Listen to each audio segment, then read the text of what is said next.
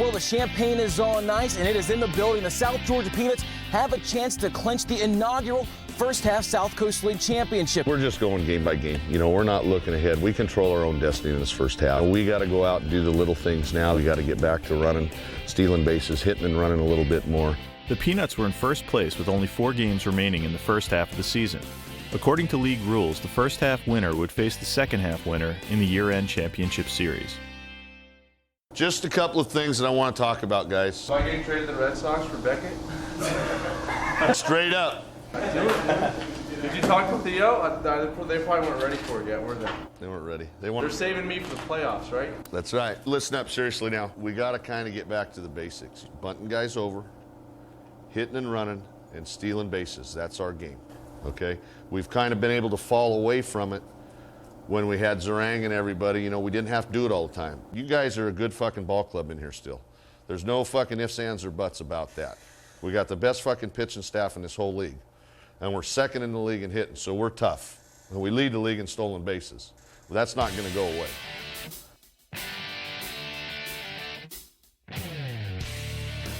The Peanuts clinched the first half title during the opening game of a doubleheader against the Bradenton Juice. They were guaranteed a spot in the year-end championship series, but they still had another game to play. The real celebration would have to wait until later that night.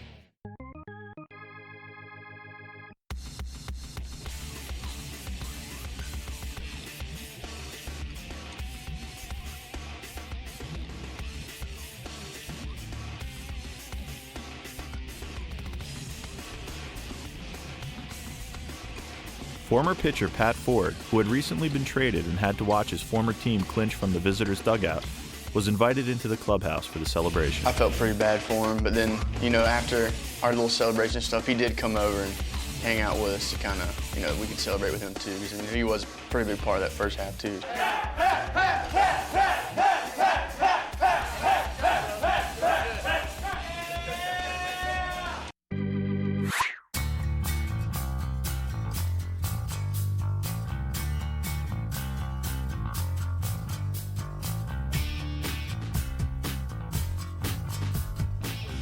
Right now, we're at the edge of the storm. What we're going to do is we're going to tarp the field now on the off chance that during that 30 minutes we get something, protect the field, protect home plate and the mound, and at that point, we'll take another look at it in about 20 minutes, and we'll decide what we're going to do there. Okay. That's our third non-rain delay. I mean, that's the third one of the year. Twice at Aiken it happened, and once here it happened. I mean, what are you going to do, you know? The umpires, it's up to their discretion. Jesus Christ. I don't understand how you can pull players off the field and your grounds crew is dancing in the middle of the field. It was a lightning delay, but then they're dancing on the field. I don't know. I mean, someone needs to get together here and figure out what's going on. I mean, I understand, you know, you want to be safe, but come on, why can't we just hurry up and try to push the game along and get 5 innings, and if it does rain, you can just call it. What's going on here? If the players can't be out there, I would surely hope that the young kids couldn't be out on the field. And so, you know, they're out there dancing, singing, having a grand old time. You know, crazy things can happen when there's lightning.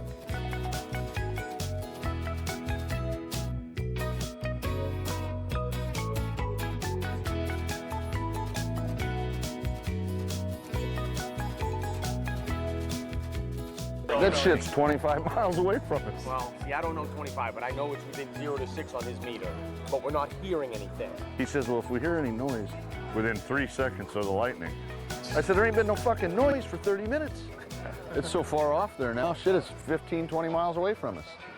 You know, no rain fell, but we had lightning that was close to the stadium, and so they stopped it then, but it's a little ridiculous right now because the lightning's been gone for a long time. But not only that, having an hour delay like this, you know, we got to drive all the way back home tonight, then turn around. We'll get home at 7 o'clock in the morning, turn around, and we have to be back at a hotel in Macon by 3 o'clock, and we're driving right through Macon to get there. We just couldn't have the hotel rooms tonight, I guess. I don't know what it was, but then we have to be at the hotel before 3 o'clock tomorrow, or they won't save the rooms for us, which makes no sense. You know, you're going to get home at 7, the guys are going to be able to sleep for maybe 4 hours and have to drive, and they're driving themselves this time, so it sucks.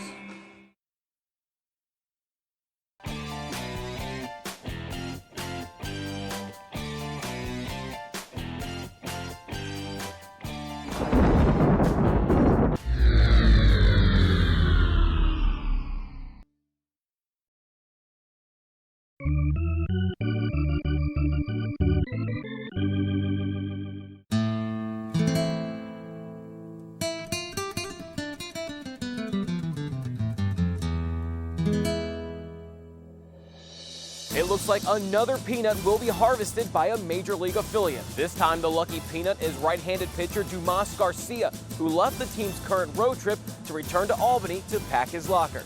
The first time that they saw me throw was in Florida. We played against Redfish.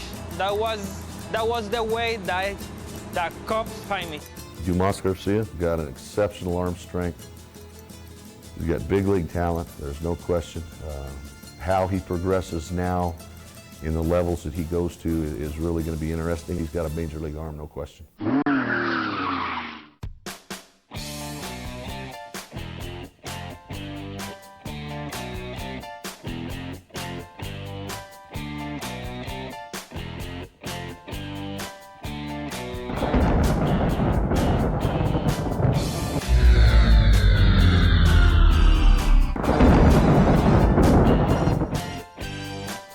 Went out there, Steve.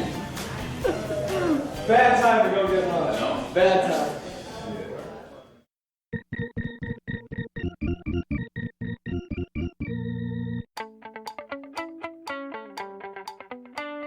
Yo, you ready? Where we going? Oh, hours. Let's go, quick.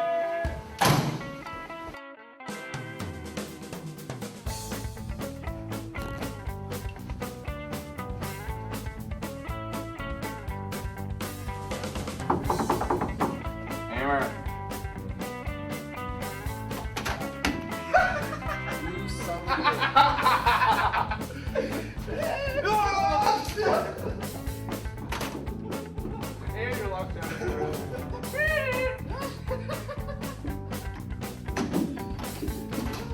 Hammer, I'm all wet. Can I come in?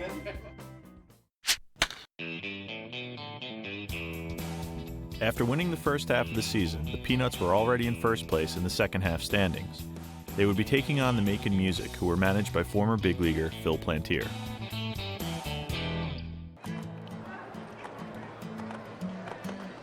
How's your sister?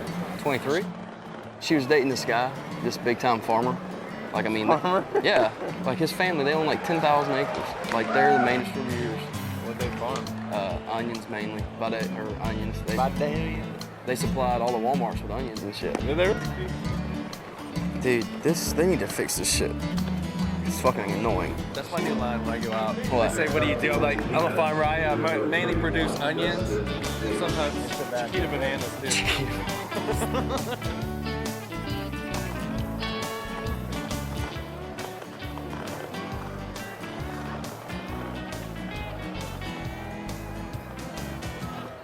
Atta baby! All they had to do was run one fucking bar across. They must have one in theirs over there. Next up for your music, first baseman, number 10, Scott Robinson. Like a bunch of 8-year-olds.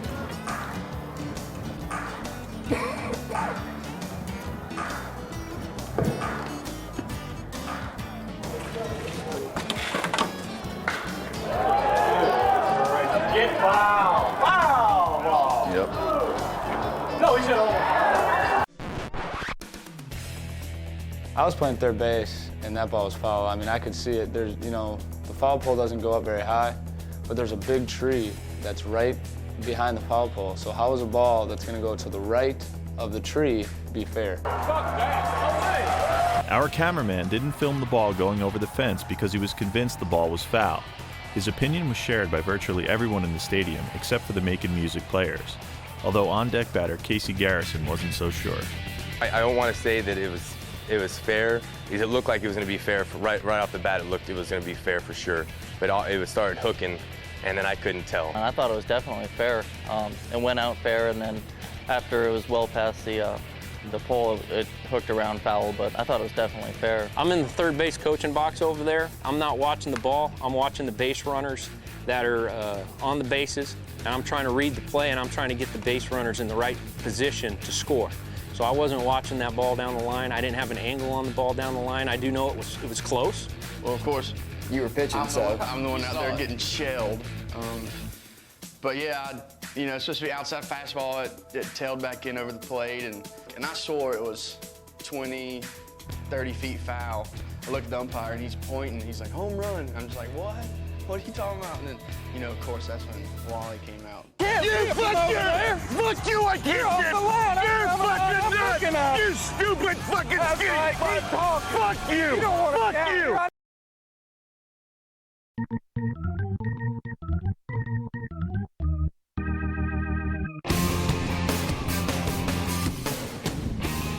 Making Music first baseman Scott Robinson had just hit a 2-run homer down the right field line. The general consensus among Peanuts players and coaches and most of the Making Music fans was that the ball was foul. It was probably legitimately, 30 feet foul that far. You know, everybody in the stadium said it, every announcer said it up in the booth. It looked like it was a foul ball, and not only did I think that, but some of the folks that were here did too. It is the worst call I've ever seen. I've said that before this year, but this is by far the worst call that I've ever seen. But when Wally came out, hey, I'd have done the same thing. I'm not kidding. I'd have been hooting and hollering just as, maybe not with the profanity, but just as much.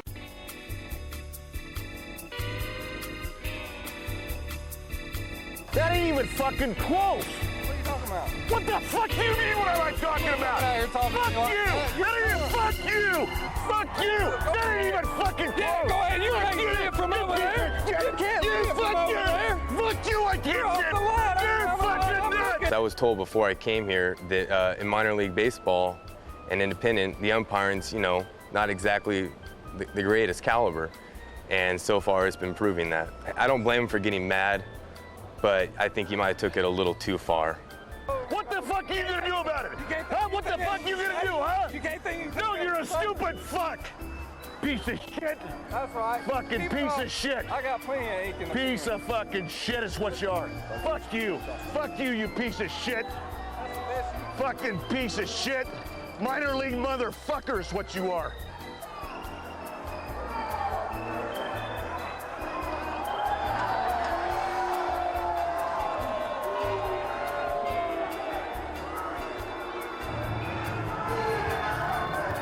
Fucking joke right there. That's a fucking joke. Sometimes you get calls in this game and sometimes you don't. You have to learn as a player, as a manager, to learn how to deal with adversity, learn how to deal with not perfect situations, because it's not a perfect world, it's not a perfect business. He doesn't really have as much room to talk as he thinks he does. Plantier argued a fair foul ball. It was down the first base line, and I mean, it was a tough call. Plantier started chasing the umpire, you know, George, the guy with the beard, the Sunday school teacher, started chasing him around, and George's like, get this lunatic out of here.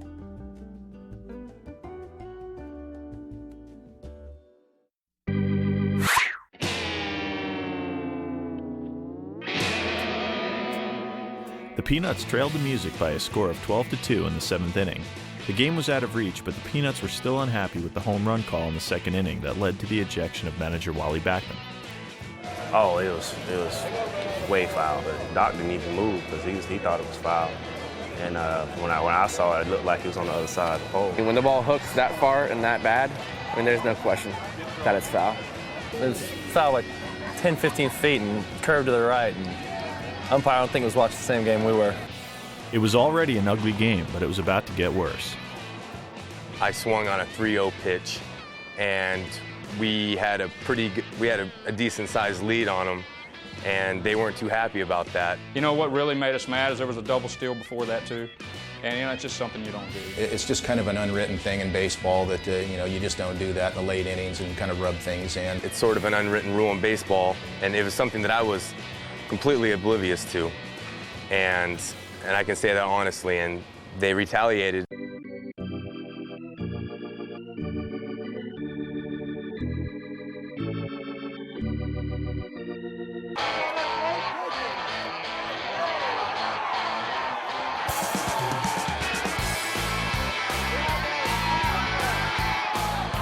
They were stealing when they were up 8-10 runs. Yeah.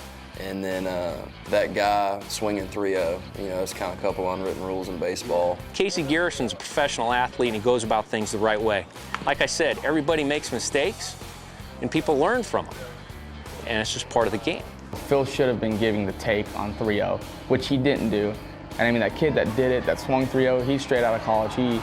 doesn't really know the game like it's supposed to be played. Casey Garrison, I like the kid. You know, he works his ass off. He plays hard. He's an opponent. Would I take him? Would I put him on a team that I would have? Absolutely. You know, but he would know what was right and what was wrong. I know you don't bunt, you don't steal when you have a big lead. But I didn't know swinging 3-0, and I didn't even think about it. I was unconscious up there. I was just looking. I knew I was going to get a good pitch to hit, and I swung, and next time I won't do it. The players handle things between the lines, and things used generally in baseball get taken care of between the lines. And Phil needs to learn the ethics of baseball. That's about as simple as it is, because he's trying to cover something up. And instead of being man enough and saying, you know what, hey, I fucked up. I should have told Casey that you can't hit 3-0 there. I should have told the other kid that you can't steal there. And I don't care that the guy played in the big leagues. But to me, that tells me that he has no integrity for the game. He doesn't know what's going on. You got your ass kicked tonight. I mean, you were not prepared to go out there and play. To be a champion, you have to be prepared every fucking day.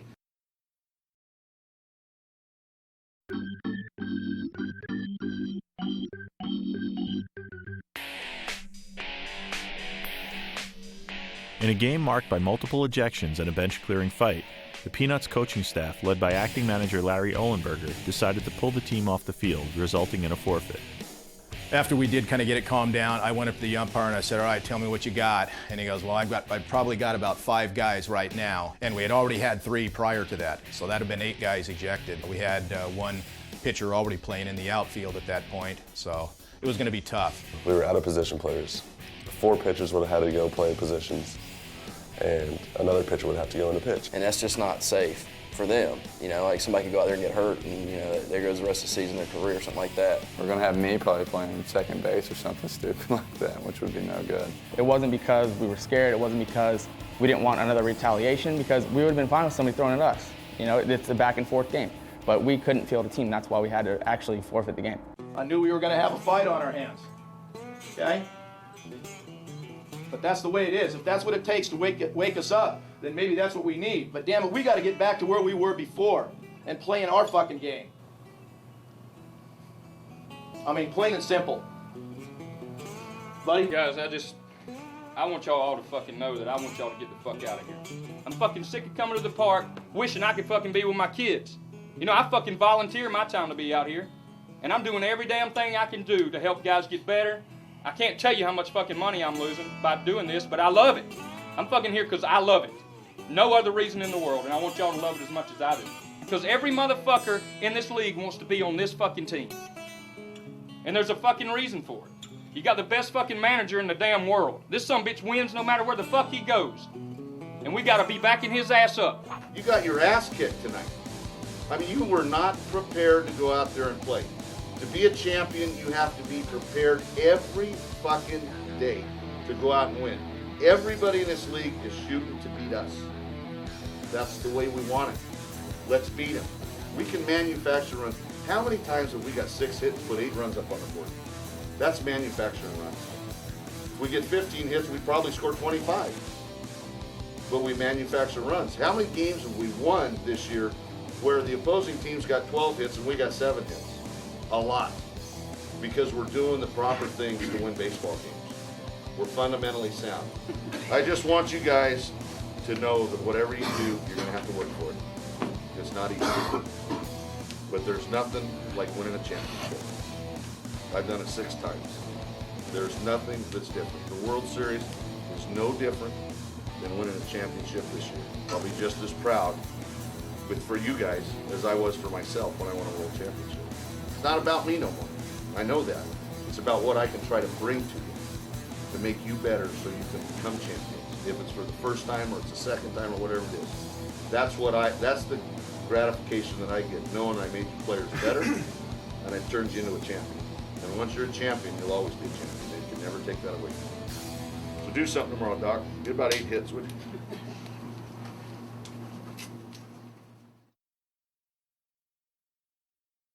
On the next episode of Playing for Peanuts. You expect there to be screw-ups and everything, but it's basically a clusterfuck. 2 South Georgia Peanuts have been suspended for 10 games. You don't throw my players under a bus or out in front of a bus. I don't care who you are, where you are. I will fight for my players. They had a legitimate beef about the way the league conducted its drug testing policy. There's only so far you can go with consistent negative or adverse things happening with one particular club before you just say, hey, enough is enough. Visit playingforpeanuts.com to watch deleted scenes and to order the DVD of this show.